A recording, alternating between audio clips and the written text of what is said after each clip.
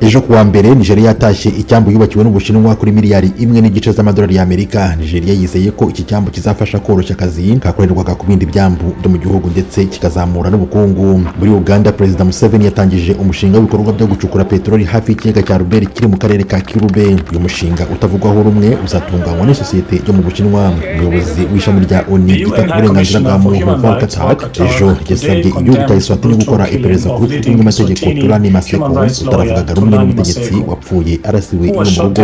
Abanyamakuru bo muri Kameruni ejo biriwe bunamiye mugenzi wabo Martinez Zogo washimuswe kuwa kabiri ushize akaza kubonwa iminsi 5 nyuma yaho yapfuye.